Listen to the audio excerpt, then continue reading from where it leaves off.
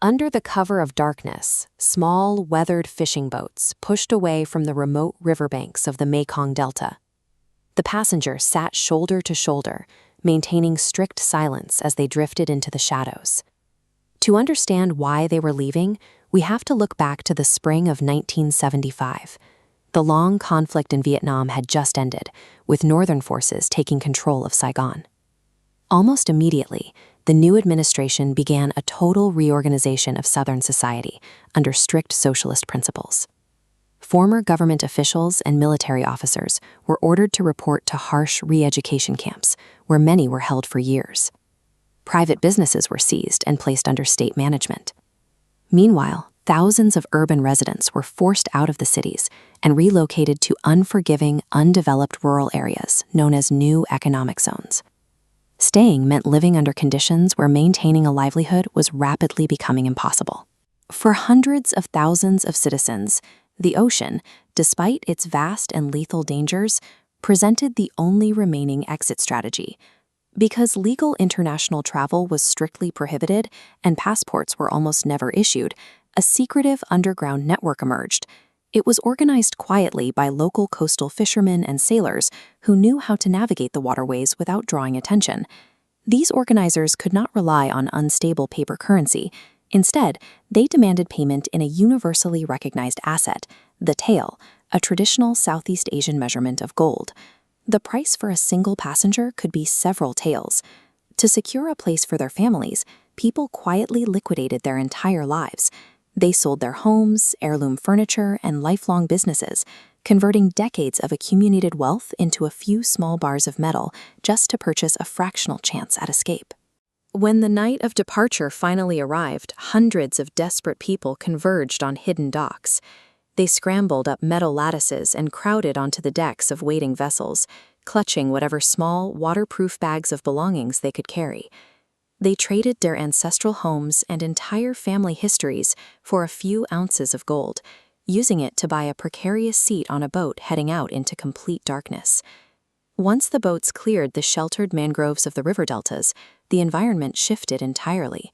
The relatively calm inland water was replaced by the rolling swells and strong, unpredictable winds of the open South China Sea. Look at this vessel. It is an aging coastal fishing boat, originally designed to hold a crew of 10. Now it is packed with 50 or more people, riding dangerously low in the open ocean waves. The environmental threats were constant. Jury-rigged engines frequently broke down, leaving the boats to drift helplessly. Fresh drinking water had to be strictly rationed, drop by single drop, and the narrow wooden holes were completely exposed to violent tropical storms. But the weather wasn't the only threat.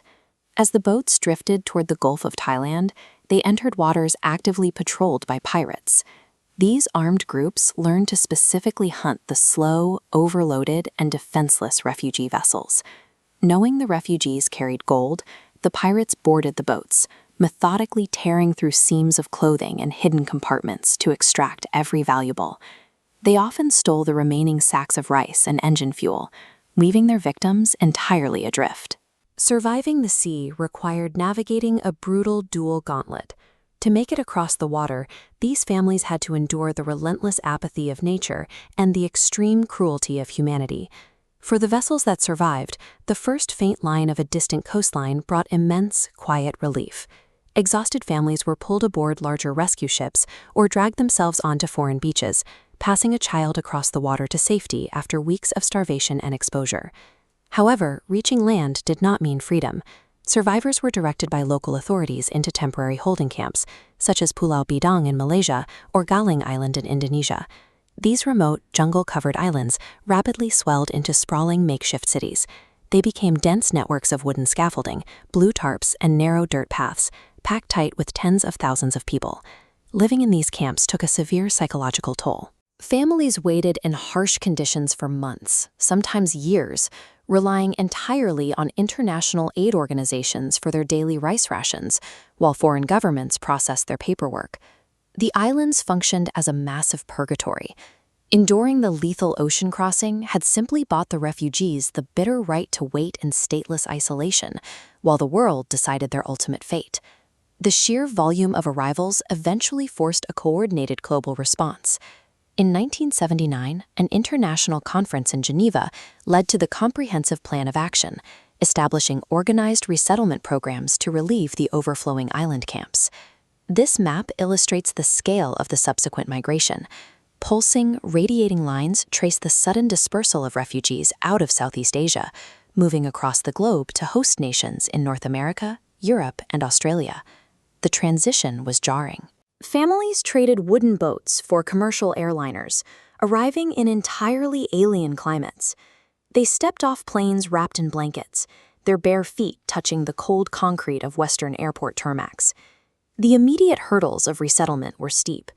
The refugees faced severe language barriers and discovered that their previous professional credentials were unrecognized. Former teachers and engineers had to accept grueling entry-level factory and service jobs just to pay the rent. Yet, they adapted. Instead of succumbing to the friction of their new surroundings, they channeled the exact same survival instincts that had carried them across the ocean to rebuild their lives from absolute zero. That resilience soon materialized into permanent physical markers across their host countries.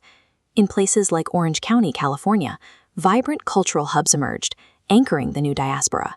The foundation for this growth was intense immigrant entrepreneurship. Small grocery stores, nail salons, and restaurants opened, their signage showing a clear blending of cultures as they provided a steady economic base for the community.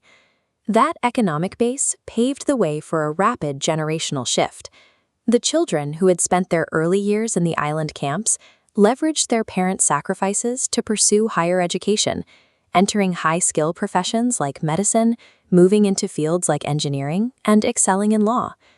In the decades since the last boats landed, the millions who survived have turned their escape into a global presence, building the stable, multi-generational communities that now flourish across nearly every continent.